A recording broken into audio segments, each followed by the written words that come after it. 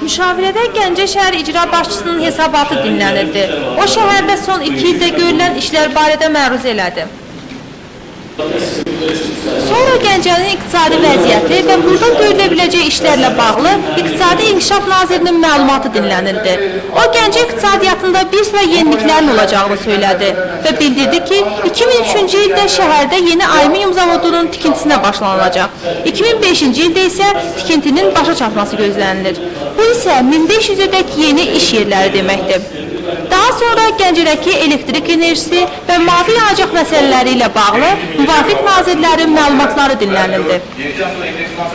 Müzakirə zamanı Prezident şəhərdəki ümumi vəziyyətə də öz mövqeyini bildirdi. İki məlumatda mənə əsas verir ki, yaxın vaxtlarda Gəncənin həyatında verilən işlər olur. İqtisadi İnkişaf Naziri Fərhad Əliyev burada böyük bir program haqqında məlumat verdi. Mən dünən onun bu məsələ ilə əlaqədar xüsusi dəvət etmişdim, dinlədim və bu məlumatları mənə verdi. Ona görə mən bunu burada sizin yanınızda da dinlədim ki, siz də biləsiniz. Ancaq incimeyin, mən hər şey açıq edəcəm. 2 il bundan öncə şəhər bunda yaşadı. Gəncədə yolların vəziyyəti barədə jurnalistlərimiz dəfələrlə yazıb göstəriblər. Lakin indiyədək heç bir əhəmiyyət verilməyib. Görünür, bunu Prezidentin özünün deməsini gözləyirdilər. Birinci növədə səndən nə var? Bizə başlasın. Sən bu şəhərdə doğulursan ya bu şəhərdə ömür boyu yaşayırsan, müəssərə rəhbər olursan, sənə bir bölge etimat göstərmir, yaxşı başqa şeylər edə bilmirsən. Bu şəhəri abadlaşdırmaq mümkün deyil.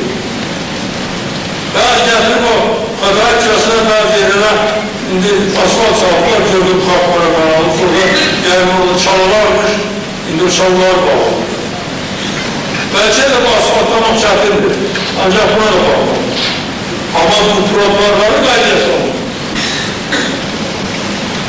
Onları yaraşıqlı etmək. Hemen o kurumuş otlar olan içi çıkartmak, temizlemek. O kurumuş otların içerisinde o zibiller var, dökülmeler. Onları temizlemek. Böyle şey olmaz.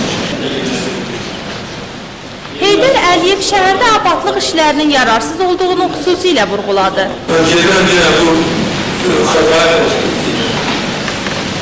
Bu prospekte trotuarlar bağlı sınır. Bazı yerlerde bu trotuarların kenarında falanlardan ayrı hissələrdən otlar əkildir. Otlar kuruyup saralır. Bakan yok. Bir abadlık yoksa bu şeyler. Yaşı bunun için bir mesafe var. Bizde bir imecilik meselesi var. Sizde var mı? Bunları görenden sonra yedek vesayet yapacak. Şehrin abadlaştırması için ayrıca vesayetini ayıracak. Ancak sizin ben size itibar edebilmem ki siz onu nerede ispat edeceksiniz? Çünkü vesayetsiz yolları düzeltmiyorlar. Ben bilmirəm, Cenab-ı İzra başçısı sen buna nece döndürsen? Belki bu sizin ailenizde yaşayış bundan ibaret. Ama ben bunu yaşayış hesap etmiyorum. Sonda ölkə prezidenti icra başçısına bir sıra tapşırıqlar verdi. Bakıya gedən kimi Gəncədə abadlaşdırma işlərinin gücləndirilməsi üçün vəsait ayıracağını, ümumiyyətlə Gəncə üçün yeni bir iqtisadi layihənin sərəncam şəklində verəcəyini bildirdi. Xalidə Babayeva, Vaqif İbrahim Xəlil, Rövşən Əmrəslan oğlu, Xəbər Plus.